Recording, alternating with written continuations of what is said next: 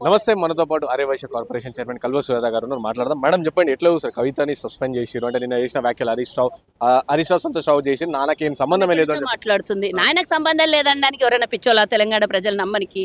ఇప్పుడు పుట్టిన పిల్లలకు మాటలు వస్తే వాళ్ళు కూడా అర్థం చేసుకుంటారు. టీవీ చూపిస్తే కేసీఆర్ చేసిన అవినీతిని చూపిస్తే, వీడియోలు చూపిస్తే వాళ్ళు కూడా అంటాడు ఈ దరిద్రుని ఎట్లా 10 ఏళ్ళు భరించిండ్రు అనేది.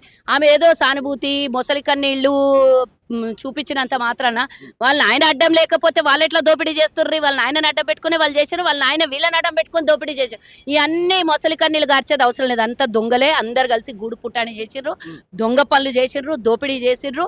ఆస్తుల పంపకాల విషయాలలో గొడవలు జరిగిండొచ్చు కాబట్టి బయటపడ్డారు, అంతే తప్పించి ఆస్తులు కరెక్ట్గా పంపకం జరిగింటే ఇంకా 100 ఏళ్ళైనా వాళ్ళ నోట్ల నుంచి మాట రాకుంటుండే. అందరికీ తెలిసినటువంటి విషయమే. అధికారం కోసం ఆస్తుల కోసం బతికిరు తప్పించి నిజంగా దేనికోసం బతకలేదు. డబ్బుల పైన కేసీఆర్ గారికి వ్యామోహం లేదు, అసలు డబ్బులు కూడా పట్టించుకోవడం తెలంగాణ ప్రజలకే. కానీ హరీష్ రావు గారి కావాలని వని కూడా అందుకే నెక్స్ట్ టైం తప్పించారు అని చెప్పేసి కూడా నేను వ్యాఖ్యలు చేశాను. తప్పించి ఏం చేశారు? పార్టీ నుంచి సస్పెండ్ చేసిరా, జైల్లో పెట్టినరా? పెట్టలేదు కదా. ఇంకో శాఖకు మంత్రి ఇచ్చిండ్రు కదా. చెప్పాలి నాకు. వాళ్ళ చెల్లెలు చెప్పేటప్పుడు సగం చెప్పి సగం ఇడవడం బాధ్యత కాదమ్మే. నిజంగానే తప్పుల్ని చూపిస్తున్నప్పుడు మా నాన్న ఆ రోజు చేసిన దానికి తప్పుకు క్షమించి ఇంకో షాక్ ఇచ్చిండు, సొంత మేనల్లుడు కాబట్టి తీసి బుట్టలో పడేయలేక కేసీఆర్ కన్నా ముందు నుంచే ఉన్నాడు ఆయన. ఉన్నాడు వాళ్ళ మామకు. ఇంకా వాళ్ళ మనుషులు హరీష్ రావు మనుషులు అయితే వామ్మో, నిన్న నాతో డిబేట్లో మాట్లాడేటప్పుడు హరీష్ రావు అంట త్యాగం చేసిండంట. హరీష్ రావు తెలంగాణ కోసం అసలు తన జీవితాన్ని త్యాగం చేసిండంట, మామ కోసం త్యాగం చేసిండంట. ఎవరి కోసం ఎవరు త్యాగం చేసిర్రు? మా ఈయన పేరేంది, మన మైనంపల్లి అన్నని అడిగితే మంచిగా చెప్తాడు. ట్రంక్ పెట్టా, రబ్బర్ చెప్పులు, వెల్మ హాస్టల్ గురించి బాగా చెప్తాడు. ఇప్పుడు కేసీఆర్ హరీష్ రావు ఆస్తులు అంతే ఉన్నాయా? ట్రంక్ పెట్టా, వెల్మ హాస్టల్, రబ్బర్ చెప్పులే ఉన్నాయా? రబ్బర్ చెప్పులు తెచ్చాడు మన బతుకులు. అట్లాంటి వాళ్ళ గురించి వాళ్ళు మాట్లాడతారు. ఈమెనేమో మా నాయన అన్నం కోసం ఆస్తి కోసం బతకలేదు అంటది. నిజంగా నా మాట ఫామ్ హౌస్కి వెళ్ళి ఒక్కసారి వీడియో తీసుకొని రండి. ఆ ఆస్తి ఏంది, ఆ వివరాలు ఏంది, అలా కథ ఏంది, ఎన్ని వేల కోట్ల రూపాయలు ఎవరు బినామీల పేర్ల మీద పెట్టిండ్రు. తనకు మరకంటించుకోకుండా పెట్టిండు, తనకు మరకంటించుకోకుండా దాచిపెట్టిండు, తనకు మరకంటించుకోకుండా దోపిడీ చేసిండు. ఆయనంత మాత్రాన తండ్రికి ఏం హక్కు లేదు? తండ్రికి ఏమి ఇది బాధ్యత కాదా? తండ్రి ముఖ్యమంత్రి ఉండే 10 ఏళ్ళు మరి నువ్వు చూస్తూ కూర్చున్నావా? నీ అల్లుడు చేస్తే అదే మామూలు సామాన్య మానవులు చేస్తే రూపాయి అప్పుంటే వదలనోళ్ళు బ్యాంకోలు కానీ ఫైనాన్సర్స్ కానీ వదలకుండా రోడ్డు మీద తన్నుకుంటానన్న పోతారు, లేకపోతే వాళ్ళ ఆస్తుల వాళ్ళ ఇంటి దర్వాజాలన్నా పట్టుకొని తీసుకొని వెళ్ళిపోతారు, తాళాలు పగలగొట్టి తీసుకుపోతారు బ్యాంకోలు. మరి నువ్వు హరీష్ రావు ఇంత దోపిడీ చేస్తే అంటే తాళం తీసి పెట్టినవా, తాళం చేయలైన చేతికి ఇచ్చినవా, ఏం చేసినావో వాళ్ళ కుటుంబ సభ్యులు తేల్చుకోవాల్సినటువంటి విషయం. కానీ ఇది మాత్రం అధికారికంగా అధికారులు తీసినటువంటి సర్వేలో కమిటీ పీసీ ఘోష్ తీసినటువంటి రిపోర్ట్లో నివేదికలో 665 పేజీల నివేదికలో ఈచ్ అండ్ ఎవ్రీథింగ్ కాళేశ్వరం మీద ఉన్నది. కాళేశ్వరం ఒకటే కాదు అవినీతి, కాళేశ్వరమే కాక 55 కోట్ల రూపాయలు ఆల్రెడీ మన ఇది ఉంది కదా, రేస్ కార్, ఈ కార్ రేస్ ఉంది, ఫోన్ ట్యాపుల వ్యవహారం ఉన్నది. వాళ్ళు తీసుకొచ్చిన ధరణి ఇష్యూలలో లక్షల ఎకరాలు తారుమారు చేసిండ్రు, లక్షల కోట్ల రూపాయలు తెలంగాణ ప్రజల సొమ్మును దోపిడీ చేసిండ్రు. కాబట్టి ఇట్లా అంత కళ్ళబొల్లి మాటలు చెప్పి ఏదో కవరింగ్ ఇచ్చుకొని కవిత వాళ్ళ నాయన పంపిస్తే మాట్లాడినటువంటి దూత, వాళ్ళ నాయన మాటలు ఆమె మాట్లాడింది. ఆయన మాట్లాడలేడు తన గురించి తాను కాబట్టి వాళ్ళ నాయనని మెచ్చుకుంటూ హరీష్ రావుని తిట్టుకుంటూ, ఎందుకంటే నివేదిక వచ్చింది, నివేదికలో హరీష్ రావు దాని మంత్రిత్వ శాఖ ఉంది కాబట్టి నాకేం తెలియదు, హరీష్ రావు జైలుకు పంపిద్దామని ప్లాన్ వేసిర్రు. కానీ ఆయన ఏమన్నాడు ఒకసారి, నేనే ఇంజనీరు, నా రక్తం ఓడ్చి కట్టిన కాళేశ్వరం అన్నాడు. మరి నీ రక్తం మానస పుత్రిక అన్నావు, మరి నీ రక్తం ఏందో, తాగిన రక్తం ఎంతమందిని జలగల్లాగా పిడిచి తాగినో నీ రక్తం సంగతి చూడాలి కదా. ఇవన్నీ మస్తున్నాయి. ఈ 10 ఏళ్లలో నువ్వు చేసిన దోపిడీని 10 నిమిషాల్లో నీ ప్రెస్ మీట్లో మర్చిపోయేటంత తెలంగాణ ప్రజలు ఏం పిచ్చోళ్ళు కాదు కదా.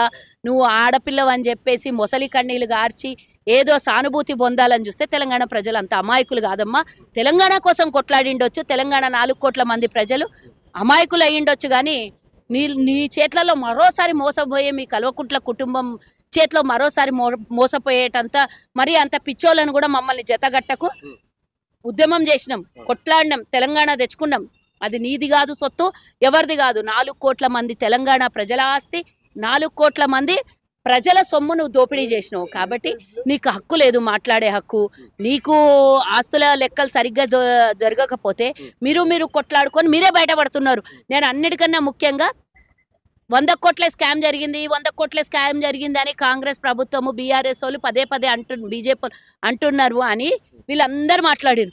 మరి సొంతం బిడ్డనే కదా నిన్నొచ్చి ఎమ్మెల్సీ వాళ్ళ పార్టీ నాయకురాలే నిన్నొచ్చి హరీష్ రావు దోపిడీ చేసిండు 100 కోట్లని ఆమెనే చెప్పింది. కృష్ణారెడ్డి గురించి చెప్పింది, సంతోష్ రావు గురించి చెప్పింది. కానీ వాళ్ళిద్దరిని మర్చిపోయిందా? మర్చిపింపజేసిర్రా? కేటీఆర్ ఉట్టి కూర్చుంటాడా? పెద్ద దుర్మార్గుడు, పెద్ద దొంగ. అందరికన్నా పెద్ద దొంగ ఎవరంటే అసలు నేను చెప్తున్నా కదా, దావూద్ ఇబ్రాహిం కన్నా దొంగ ఇడే మన తెలంగాణలో. మరి ఆడు దోపిడీ చేసినది బాబు ఒక్కడు దోపిడీ చేస్తే అడుగుకే కూర్చుంటాడు. ఇప్పుడు ఆస్తుల లెక్కలు చక్కగా తెలియకనే కొట్లాడుకొని చేస్తున్నారు. అప్పుడు 1000 కోట్లు వచ్చినప్పుడు మీరు ఇడుస్తారా? అందరు కలిసి పంచుకున్నారు. ఆ పంపకం లోపల ఎక్కడనో తేడా కొట్టింది. ఆ తేడానే బయటకు వచ్చింది. అంటే సస్పెండ్ చేసి అంటే మీరు అన్నట్టు కేసీఆర్ మాట్లాడిచ్చారని చెప్పి చెప్తారు. పబ్లిక్ కోసం అంతర్గతంగా సస్పెండ్ కాదు. ఏమైతుంది? ఏడుంటే ఏమైతుంది? వాళ్ళ బిడ్డనే కదా. అమెరికాలో ఉన్న కేసీఆర్ బిడ్డనే, దుబాయ్లో బుర్జు ఖలీఫా ఫ్లాట్ లో ఉన్న కేసీఆర్ బిడ్డనే. మరి ఈమె బ్యూటీ పార్లర్ నుంచి బుర్జు ఖలీఫాల ఫ్లాట్ ఎట్లా వచ్చింది ఈమెకి? వీళ్ళు దోపిడీ చేయరు. వీళ్ళ కుటుంబం అవినీతి పరుల కుటుంబం కాదు, నీతిమంతుల కుటుంబం. అంటే సామాన్య మానవుడు బుర్జు ఖలీఫాలో పోయి ఫ్లాట్ కొంటారా? ఆడ బతుకమని పెడితే ఆ రోజు అడ్వర్టైజ్మెంట్కి ఎంత అయిందో తెలుసా? మరి ఇట్లాంటివన్నీ మీ దగ్గర ఏ డబ్బు లేకపోతే ఇచ్చిన ప్రభుత్వం ఇచ్చిన జీతంతో మీరు ఇవన్నీ కొన్నారా? ఎన్నుంచి వచ్చినాయి? ఒక్కొక్క షాప్లోకి షోరూంలోకి పోతే కవిత ఒక నెక్లెస్, డైమండ్ నెక్లెస్ తీసుకొని మా పార్టీ ఫండ్ కింద రాసి పెట్టుకో అన్ని రోజులు ఎక్కడ పోయినాయి? ఇవన్నీ మస్తున్నాయిలే అమ్మ. మాట్లాడాలి 10 ఏళ్ళు మేము చూడలేదా? ఆమె భాగవతం అంతా చూసిన వాళ్ళము, నిజామాబాద్లో చేసిన దోపిడీ చూసిన వాళ్ళం. వీళ్ళందరూ దొంగలు కలిసి ఊర్లు పంచుకున్నారు. సో ఇంకో డీటెయిల్ రాజేందర్ గారు మాట్లాడుతూ నిన్న ఇది కాంగ్రెస్ పార్టీకి చాదా కాకనే సిబిఐకి అప్పగించింది అని చెప్పి చెప్తా ఉన్నారు. సో ఏం చెప్తారు ఈ వ్యాఖ్యలపై? చాతగాక కాదు, మీరు చేస్తామని పీకుడు మొనగాళ్ళలాగా చెప్పారు కదా. ఇప్పుడు పీకుడిని ఏం పీకుతారు? ఎవరెవరిని జైలుకు పంపిస్తారో చూద్దాం, ఎవరెవరికి ఏమేం చేస్తారో చూద్దాం. మా దగ్గర పూర్తి నివేదిక ఉన్నది. మీరు తారుమారు చేసినా తారుమారు అవ్వదు. మా దగ్గర నివేదిక ఉంది. సిబిఐ విచారణకు కంపల్సరీ ఆదేశాలు ఇవ్వాలి ఇంత పెద్ద స్కామ్ కాబట్టి. ఇప్పటి వరకు మా కంట్రోల్లో మీన్స్ అదే ఇక్కడ తెలంగాణ కంట్రోల్లో అధికారులు ఒక నివేదిక తయారు చేసిండ్రు, కమిటీ తయారు చేసింది. ఆ నివేదికలో ప్రతి ఒక్కటి ఉన్నది, ఆ పుస్తకంలో ఉంది. ఎవరు చింపేయడానికి లేదు, చింపేస్తే చెరిగిపోయేది కాదు. కాబట్టి మీరు సిబిఐ మీ జేబులో ఉన్నటువంటి పార్టీ, అది మీకు సంయుక్త పార్టీ కాబట్టి రేపు పొద్దున మీరు ఏదన్నా తారుమారు చెయ్యాలన్నా కూడా అది జరిగిపోయేది కాదు. కవితను అరెస్ట్ చేసి ఇడిచిపెట్టినట్లు కాదు. ఆల్రెడీ పూర్తిగా ఈరోజు ఒక పుస్తకం రూపంలో వాళ్ళ అవినీతి ఉన్నది. మీరు ఏం చేసినా అవినీతిలో పుస్తకంలో భాగం అంతా బయటికి వెళ్తాం. అంటే చాలా సందర్భంలో రాహుల్ గాంధీ గారు చెప్పారు, సో సిబిఐ అనేది సో బీజేపీ పార్టీకి సంబంధించిన జేబులో ఉంటుంది. సో అలాంటిది మీరు బీజేపీ పార్టీకి ఎలాగే అంటే కాంగ్రెస్ పార్టీ ఎలా కదమ్మా? అంటే ఒక శాఖ అది ఎవరి జేబులో ఉన్నా ఏమున్నా కూడా తప్పదు కదా.